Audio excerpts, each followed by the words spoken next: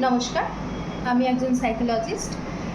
আমি আপনাদের আজকে কিছু এই মেন্টাল হেলথ রিলেটেড কিছু আলোচনা করব, যাতে আপনার বুঝতে সুবিধা হয় যে যদি আপনি কোনো সমস্যায় পড়েন বা আপনার কাছের মানুষ, পাশের মানুষ যদি কোনো সমস্যার সম্মুখীন হয়, তাহলে আপনারা প্রথমেই কী করবেন। তো সেক্ষেত্রে প্রথমেই বলা যেতে পারে যে মানুষের যে মানসিক স্বাস্থ্য এবং শারীরিক স্বাস্থ্য একে অপরের পরিপূরক। যদি আমাদের মন খারাপ হয়, তাহলে সেক্ষেত্রে যেমন আমাদের শরীরের ওপর এফেক্ট পড়ে, সেরকম শরীর খারাপ থাকলেও কিন্তু আমাদের মনের ওপরে এফেক্ট পড়ে। কীরকম, একটু উদাহরণ দিয়ে বোঝাই। যেমন ধরুন, আমাদের সর্দি কাশি হলো বা জ্বর হলো, তখন যেমন আমাদের বিছানা থেকে উঠতে ইচ্ছা করে না, মনে হয় একটু রেস্ট নিলে ভালো হয়। সেই রকমই আমরা একটা সাইকোলজিক্যাল টার্ম ডিপ্রেশনের সাথে খুব বেশি পরিচিত। তো ডিপ্রেশন হলেও কিন্তু মানুষ নিজেকে খুব গুটিয়ে রাখে, ঘর থেকে বেরোতে ইচ্ছা করে না, কারোর সাথে কথাবার্তা বলতে ইচ্ছা করে না, এরকম কিন্তু হয়ে থাকে। তো এবারে আমাদের দেখতে হবে যে কোনটা ডিপ্রেশন এবং কোনটা স্যাডনেস, দুটোর মধ্যে কিন্তু ডিফারেন্স আছে।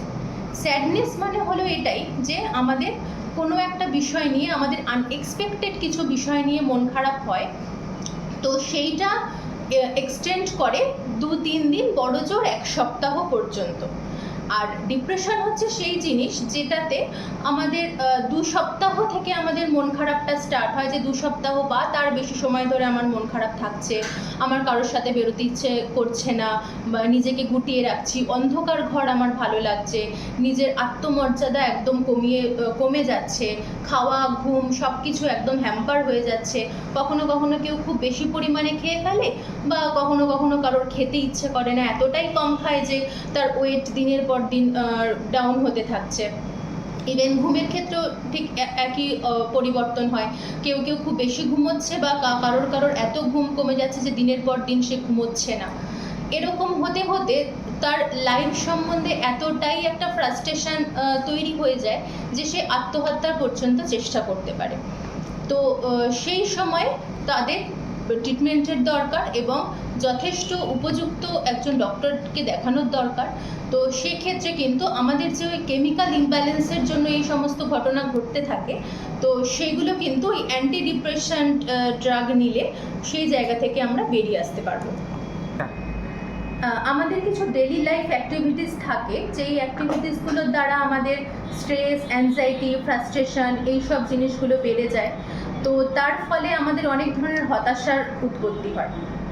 তো সেই হতাশার কারণে আমাদের personal life, professional life, social life এগুলো কিন্তু সব হ্যাম্পার হতে থাকে। যে আপনি কাজ করতে যাচ্ছেন, তখনও আপনার এতটা মন খারাপ লাগছে যে আপনি কাজে ঠিক করে মন দিতে পারছেন না।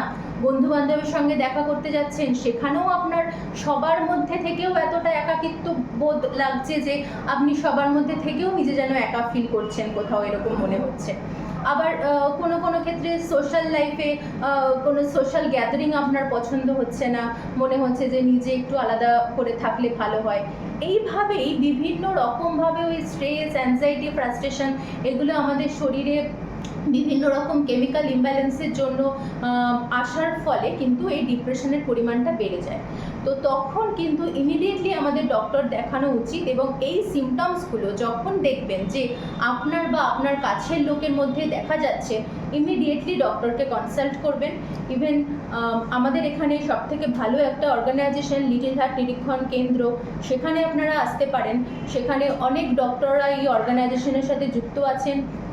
তারা এখানে খুব ভালোভাবে পেশেন্টদের ট্রিট করেন, এবং আউটডোর বেসিসে তারা পেশেন্টকেও দেখেন, এবং এখানে ইনডোর ফেসিলিটিসও রয়েছে। পেশেন্টকে খুব যত্ন সহকারে এখানে ট্রিটমেন্ট করা হয়, এবং পেশেন্টের যা যা করণীয় সমস্ত কিছু এখানে কিন্তু সুষ্ঠুভাবে করানো হয়। এবং তার সাথে আরেকটা জিনিসও অ্যাড করি, যে এই যে আপনাকে কিছুক্ষণ আগেই বলছিলাম না যে স্যাডনেস আর ডিপ্রেশনের মধ্যে ডিফারেন্স, তো কোথায় বুঝবেন যে আপনার পেশেন্ট সিভিয়ার ডিপ্রেশনে রয়েছে, সেইটা দেখার জন্য কিন্তু একটা সাইকোমেট্রি টেস্ট হয়, ডায়াগনস্টিক সাইকোমেট্রি অ্যান্ড পার্সোনালিটি অ্যাসেসমেন্ট। সেটিও কিন্তু এখানে আউটডোর বেসিসে করানো হয় এবং সেইটার মাধ্যমে আমরা দেখতে পারি পেশেন্টের কোথায় কি সমস্যাটা রয়েছে এবং কেন পেশেন্ট এরকম প্রবলেমের মধ্যে দিয়ে যাচ্ছে, তার কি মানে ভিতরে কি সমস্যা চলছে যার জন্য তার ট্রিটমেন্টটার দরকার, সেগুলো কিন্তু আমরা খুব ভালোভাবে বুঝতে পারি এবং পেশেন্টকে একটা সুন্দর ভবিষ্যৎ আমরা দিতে পারি। তো সেই জন্যেই আপনারা আসুন, এই অর্গানাইজেশনের সাথে কথাবার্তা বলুন এবং এখানে যদি পেশেন্টকে রাখেন তাহলে মনে হয় আপনার পেশেন্ট খুব ভালো একটা ভবিষ্যৎ দেখতে পারবেন। নমস্কার।